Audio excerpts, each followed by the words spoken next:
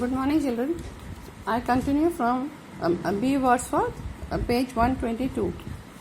He said, I have been working on it for more than 5 years now. So that man told the boy that I have been working on that great poetry which he told I was writing. For last 5 years he's been writing that poem and still it is not completed. I will finish it in about 22 years from now. That is if I keep on writing at the present rate. He told the boy that I will finish this poem after about 22 years if I work on it with the same speed which I am working right now. You does write a lot then? Then the boy asked, do you write too much? He said, not anymore. He says, now I'm not writing. I just write one line a month. He's going to write, he told the boy, I'm going to write a great poem. And he says, I write just one line a month. But I make sure it is a good line. But he says, I make it sure that that line is a good line. I asked, what was last month's good line? So the boy wanted to know that what was it, the last month's line. He looked up at the sky and said, the past is deep. So he said the last month's line was, the past is deep. I said, it is a beautiful line. B. Wordsworth said, I hope to distill the experiences of a whole month into that single line of poetry. Now distill here means to extract the essence of experiences. Whole month, whatever he's experienced, he takes out the essence of it, the main theme of it, and writes it in one single line. So in 22 years I shall have written a poem that will sing to all humanity. So he says in 22 years my poem will be completed, and that poem will be a great poetry and it will sing to all humanity. I was filled with wonder. He was very surprised what this man is up to. Our walks continued. Now the boy was attached to that man, so they became great friends, and they used to go on for walks. We walked along the sea wall at Dockside one day, and I said, Mr. Wordsworth, if I drop this pin in the water, you think it will float? So one day they were just walking along the sea wall, and then that boy asked that if I throw a pin in the water, will it float? He said, this is a strange world.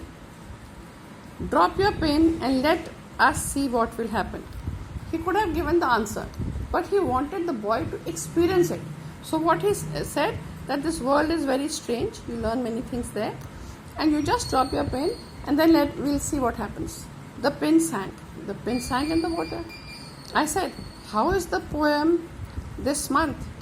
Then he said that every month you're writing a line. What about this month? Have you written anything? But he never told me any other line. He didn't tell him any line. He merely said, oh, it comes, it comes. Means if he sits like that, trying to write, it doesn't. It comes in his mind anytime, any line, and then he writes it. Or we would sit on the sea wall and watch the liners. Liners refers to ships come into the harbor, and harbor is the port. So they would sit on the sea wall at the border of the sea and watch the ships which were tied in the harbor. But of the greatest poem in the world, I heard no more.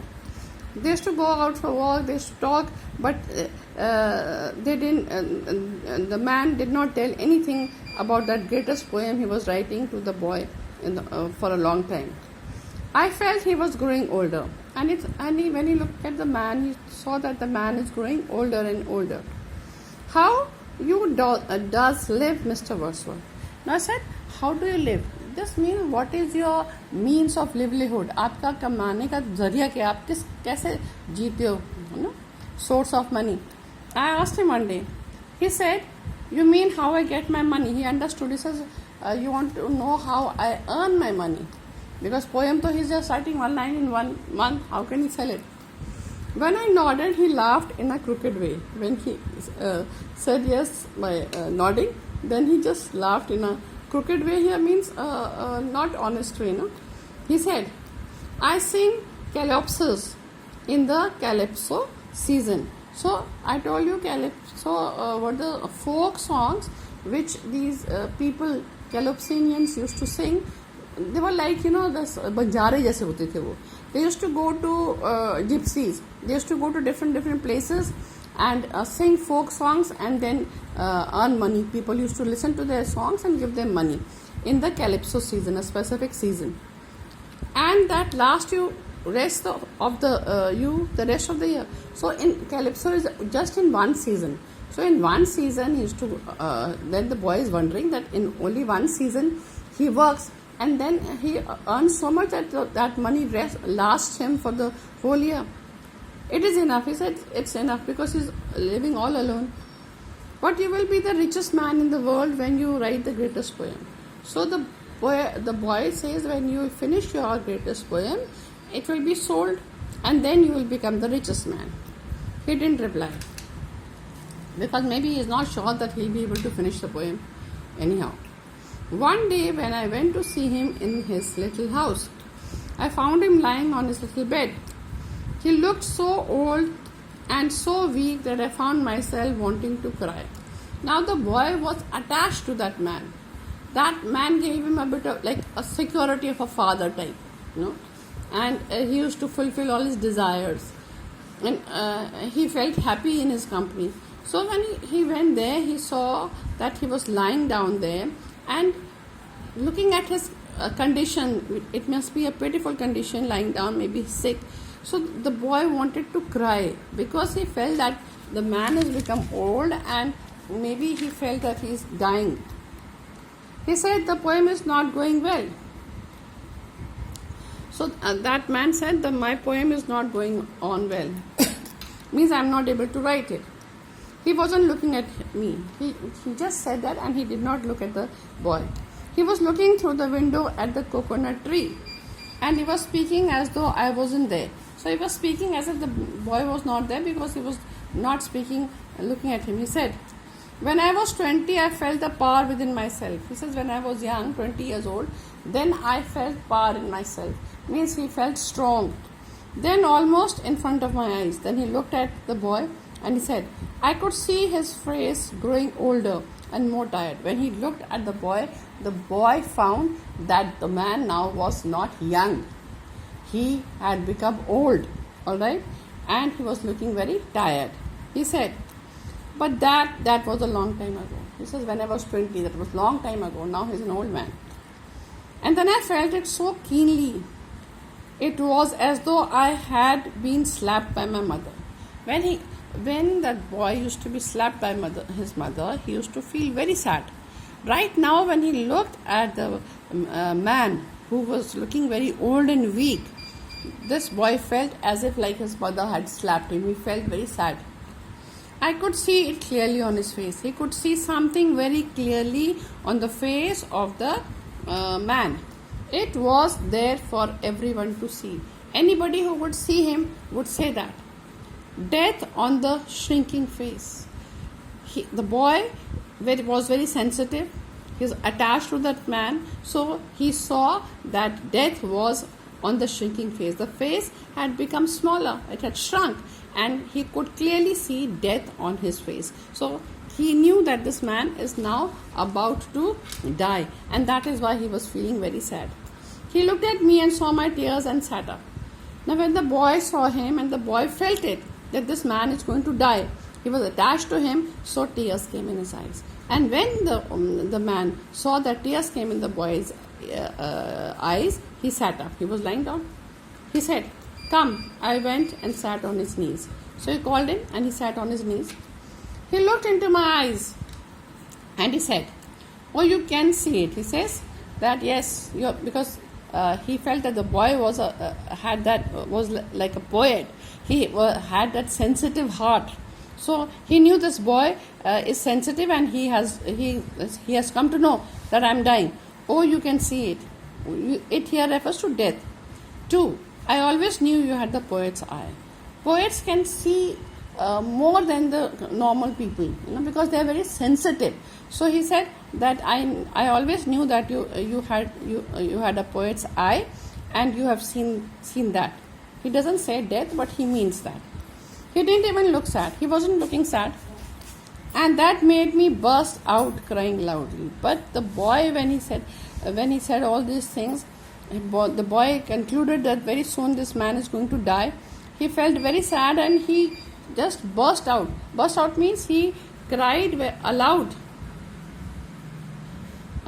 Crying loudly, he went, burst out crying loudly. When he started crying loudly, he pulled me to his thin chest and said, then he hugged him. The old man hugged the boy. He put him close to his chest and said, do you want me to tell you a funny story? Then he said, because he was crying. And whenever he used to cry, he used to tell him a story and cheer him up. So he said, you want me to tell you a funny story so that he can cheer him up? And he smiled encouragingly. This means promisingly at me. But I couldn't reply. The boy was so that he did not reply. He said, when I finish the story, I want you to promise that you will go away and never come back to see me. Do you promise? He said, I want to tell you a story. And after I tell you the story, you promise me you will not come back again and see me. I nodded. So the boy agreed. He said, good. Well, listen. That story I told you about the poet and the girl poet. Do you remember that? He had told him the story of a girl poet and a boy poet. So he said, do you remember that? That wasn't true. Now he says that story was not true. It was something I just made up. He said it was not a true story because the boy thought that this is his story. So he says the story was not true. I had just made it up. All this talk about poetry and the greatest poem in the world, that wasn't true either. He says that I told you that I'm writing a great poem. This was also not true. I told lies to you. Isn't that the funniest thing you have heard? He says, this is a very strange thing you've heard. But his voice broke. And when he said this, his voice broke. He left the house. Now the boy was very upset. And he left the house and ran home crying like a poet. Very emotional like a poet. For everything I saw. Because whatever he saw death on his beloved friend. I walked along Alberto Street a year later. After 1 year, he walked in that same street, but I could find no sign of the poet's house. The poet's house was on the Alberto Street, but today when he went after a year, he could not see the poet's house. It hadn't vanished just like that. It had been pulled down. He couldn't see his house. It was a small hut, one-room hut. So it hadn't vanished. Any hut or anything just cannot disappear like that.